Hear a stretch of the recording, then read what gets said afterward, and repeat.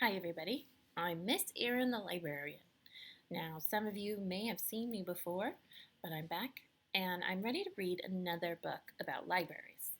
This one's called Miss Brooks Loves Books, and I Don't, by Barbara Bottner, illustrated by Michael Emberley.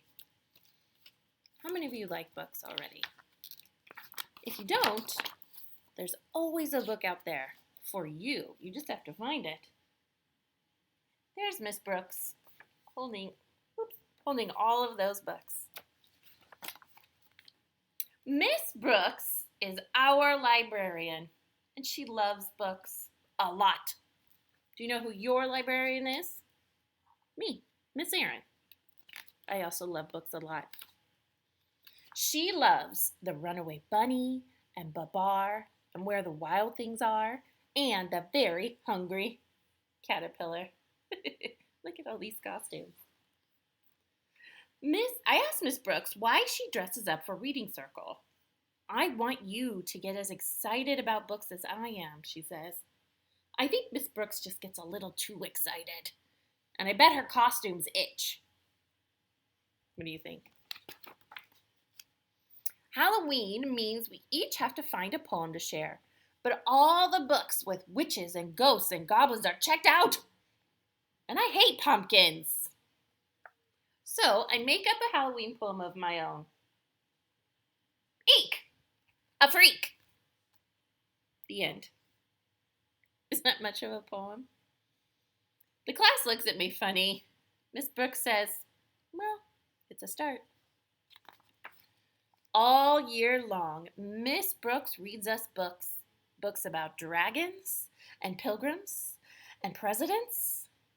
Books about love and leprechauns. Groundhogs even. It's vexing. Do you know what that word means? It means annoying. Then, in May, Miss Brooks tells us something truly terrifying. It's Book Week! You each need to pick a favorite story to share with the class. I want you to wear a costume and tell us all about it. Really show why you love it. I'll never love books the way you do, I tell Miss Brooks. Don't be so sure, she says. When I go home, I ask my mother if we can move to a new town. My mother says there's a librarian in every town. That's true. I ask if she wants to do my assignment for me. I've already been in first grade, she says. Every single day of Book Week, kids share stories about trains and fairies and cowboys and dogs. Look at all these amazing costumes.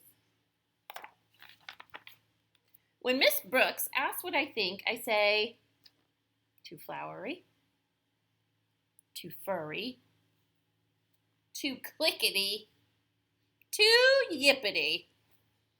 You know why that is. What do cowboys say? That's right. Yippee-ki-yay! So Miss Brooks fills my bag with more books for me to read with my mom. But I don't like any of them. They're too kissy, too pink, too silly, I tell my mom. You're as stubborn as a wart, she says. Warts? Warts? I want to read a story about warts, I shout. Warts! My mother finds a book called Shrek. How many of you know that movie? It was a book first. Shrek has hair on his nose and he snorts. I love that. Can you read it again, I ask? I love this book. I have to practice the words over and over, but my mother helps. And then we make an ogre costume. I make stick-on warts for the whole class. When I get to school the next day, I ask Miss Brooks to lend me a hand. Like she's helping put warts on everybody. When I say the word snort, the whole class snorts. Should we practice? If I say snort, you snort. Ready? Snort. Snort! I explain why a stubborn, smelly, snorty ogre searching for his revolting bride makes me laugh. Miss Brooks says she's glad I found a book to love. She says that even ogres like me can find something funny and fantastic and appalling in the library. And that is the slimy truth.